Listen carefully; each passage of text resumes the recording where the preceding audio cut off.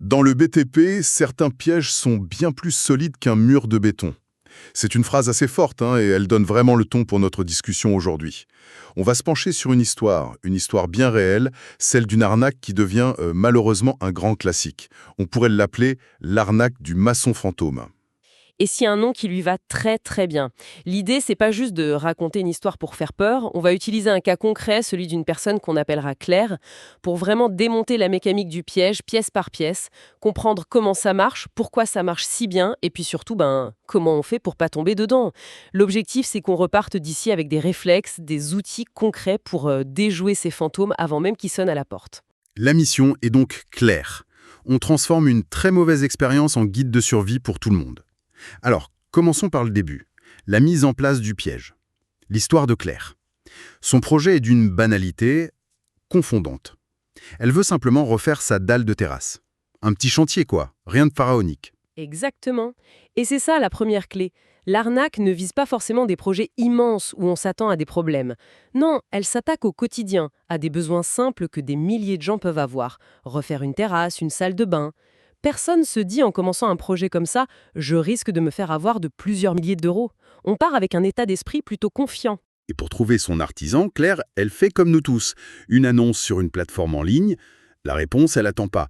Un artisan la contacte très très vite. Et dès le premier contact, il est décrit comme très sympathique et incroyablement réactif. Alors arrêtons-nous 2 secondes là-dessus. C'est fondamental. Sympathique et réactif. On pourrait croire que ce sont juste des qualités. Mais dans ce contexte, ce sont des outils. Des outils stratégiques. La sympathie, c'est pour court-circuiter la méfiance. Ça crée un lien. On n'est plus dans une relation commerciale froide, on discute avec quelqu'un de gentil. Ça endort complètement l'esprit critique. Attends, mais être réactif et sympa, c'est aussi ce qu'on attend d'un bon professionnel, non?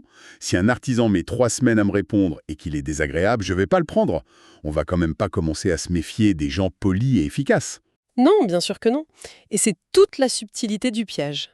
Un bon pro est souvent sympa et réactif. Le problème n'est pas la qualité en elle-même, mais l'usage qui en est fait.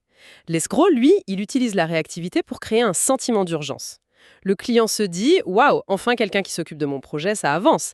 Et cette satisfaction immédiate, elle est si puissante qu'elle peut nous faire oublier de vérifier les choses essentielles. La vitesse remplace la confiance, en quelque sorte. On vérifie parce que ça a l'air sérieux, vu comme il est rapide. Et là, le piège commence à se refermer. Je vois. La rapidité est utilisée comme une preuve de professionnalisme pour qu'on ne cherche pas les vraies preuves. Et la suite le montre bien. Dans la foulée, le devis arrive. Montant 8 000 €. Un prix qui, d'après ce qu'a vu Claire, est tout à fait dans la moyenne du marché. Rien d'alarmant. C'est très malin. Un prix trop bas, ça aurait pu allumer un voyant rouge, le fameux « c'est trop beau pour être vrai ». Un prix trop élevé, ça aurait incité à comparer. Là, en se plaçant pile dans la moyenne, il se rend invisible. Il neutralise le prix comme critère de méfiance, il vend de la normalité, et la normalité, ça rassure. Et c'est là qu'arrive la demande qui va tout faire basculer. L'artisan demande un acompte de 40%, soit 3 200 €. Et il donne la justification la plus classique du monde. C'est pour l'achat du matériel. Voilà. Le point de rupture. Pour un particulier qui ne connaît pas les usages du secteur, ça peut sembler logique. On se dit « Ah bah oui, il faut bien qu'il achète le ciment ». Sauf que 40%, c'est un drapeau rouge immense. Les normes dans le BTP, c'est plutôt 20%, allez 30% grand maximum à la signature. Demander quasiment la moitié de la somme avant même d'avoir posé un outil sur le chantier, c'est soit le signe d'une entreprise qui n'a aucune trésorerie, ce qui est déjà pas bon signe, soit, comme ici, d'une arnaque. Mais l'argument du matériel est tellement plausible. On a l'impression que si on refuse, on passe pour le client méfiant, on bloque tout. C'est exactement sur ça qu'il joue. Il met le client dans une position inconfortable. Refuser, c'est risquer de casser cette bonne relation qu'on vient de créer avec cette personne si sympathique. Une entreprise saine, elle a des fonds de roulement, des comptes ouverts chez ses fournisseurs, elle n'a pas besoin que le client finance 100% de la matière première en avance. L'argument du matériel, c'est une fable très efficace, mais c'est une fable. Et ça marche. Claire, mise en confiance, vire les 3 200 €. Et là, on entre dans la deuxième phase, l'illusion du travail et la disparition. Le vendredi, l'artisan débarque. Il commence le chantier. Mais il construit rien. Il sort la masse et il casse l'ancienne dalle. C'est une action qui est psychologiquement dévastatrice. D'abord, ça ancre l'arnaque dans le réel. Ce n'est plus juste un devis, un virement. Non, là, il y a du bruit, de la poussière. Pour Claire, l'acompte est justifié. Mon argent sert à ça, le travail a commencé. Et ensuite, et c'est le plus pervers, la démolition la met dans une situation de faiblesse. Son jardin est un champ de ruines, inutilisable. D'un coup, elle n'a plus juste envie que les travaux se fassent, elle en a un besoin urgent. La pression monte d'un cran. C'est diabolique, oui. Le chantier devient un moyen de pression. La suite est glaçante. Le samedi, personne. Bon, on peut se dire qu'il ne travaille pas le week-end d'après tout. Le dimanche, Claire commence à s'inquiéter. Elle essaye de l'appeler. Le numéro n'est plus attribué. L'angoisse qui doit monter à ce moment-là. C'est ça. Elle se connecte sur Internet, elle cherche le site web qu'elle avait consulté. Disparu. La page Facebook Pro, supprimée. En 48 heures, l'existence numérique de l'artisan a été complètement effacée. Le fantôme a tiré le rideau. Et le timing n'est absolument pas un hasard. Commencer le vendredi, démolir, puis disparaître. C'est calculé au millimètre près. Ça lui offre 48 à 72 heures d'avance. Le temps que Claire comprenne vraiment ce qui se passe, on est lundi matin. Les banques ouvrent à peine. Le temps que la plainte soit enregistrée, traitée, l'argent est déjà loin. Il a été retiré, transféré. Le week-end, c'est le meilleur ami de l'escroc. Et c'est là que le dernier clou est planté. Elle reprend le devis et elle fait la vérification qu'elle aurait dû faire au tout début. Le numéro siret. Elle le tape en ligne sur un site officiel et le résultat tombe. Numéro inexistant. L'entreprise n'a jamais eu la moindre existence légale. Le bilan est terrible. 3 200 € envolés et un jardin saccagé. On voit bien l'engrenage. Séduction psychologique, normalité financière pour rassurer, action physique pour créer l'urgence, et enfin une disparition planifiée pour maximiser son avance. C'est une mécanique implacable. C'est une histoire terrible, oui. On se sent impuissant rien qu'à l'entendre. Et la question qui me brûle les lèvres, c'est comment c'est possible? Comment un piège aussi gros peut encore fonctionner aussi bien? Si on veut comprendre pourquoi ça marche, il faut voir que l'arnaque repose sur deux piliers, qui se renforcent l'un l'autre. Le premier pilier, c'est la psychologie. On en a parlé. L'escroc n'attaque pas le portefeuille, il attaque d'abord le cerveau. Il exploite notre impatience, notre besoin de confiance, notre envie de voir les problèmes se régler vite. Dans notre société, la rapidité, c'est devenu un synonyme de compétence. On se dit s'il répond vite, s'il envoie le devis vite, s'il vend commencer vite, c'est qu'il est bon. Il transforme notre propre impatience en arme contre nous. Et le deuxième pilier, j'imagine, c'est le manque de vérification plus terre à terre. Exactement, c'est la négligence administrative, si on veut. L'escroc, il fait un pari. Il parie que la confiance qu'il a établie avec la psychologie va nous faire sauter les étapes de vérification. Il sait que la plupart des gens ne savent pas ce que c'est un SIRET ou n'osent pas demander une attestation d'assurance, de peur de passer pour un client pénible. La manipulation psychologique, elle sert à créer une brèche. Et dans cette brèche s'engouffre le manque de rigueur. D'accord. Alors, si on veut que cette analyse serve à quelque chose, il faut qu'on en tire des leçons pratiques. Comment on construit un bouclier contre ce type d'arnaque? Pas juste une liste, mais une vraie stratégie. C'est ça. Il ne s'agit pas d'apprendre une checklist par cœur, mais de comprendre la logique derrière chaque point. Le premier point de contrôle, c'est de maîtriser le rythme. Et ça passe par la compte. Donc, la règle des 20-30% maximum. Oui, mais c'est pas qu'un chiffre. C'est une façon de dire « Oh, on va y aller à mon rythme, pas au vôtre ». En refusant de verser 40 ou 50%, on casse l'élan de l'escroc.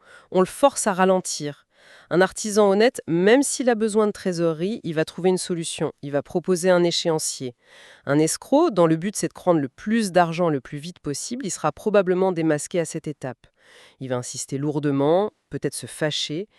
Limiter la compte, c'est pas seulement limiter sa perte, c'est un test d'intégrité. C'est un excellent point. Le deuxième bouclier, ce serait de vérifier que l'entreprise existe vraiment. On parle du fameux SIRET. Concrètement, on fait comment et qu'est-ce que ça nous dit? Concrètement, c'est d'une simplicité enfantine. Et c'est ça qui est rageant dans l'histoire de Claire. On demande le numéro SIRET, qui doit être sur le devis, c'est obligatoire.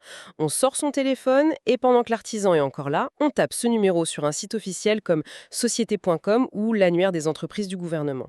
Ça prend 20 secondes.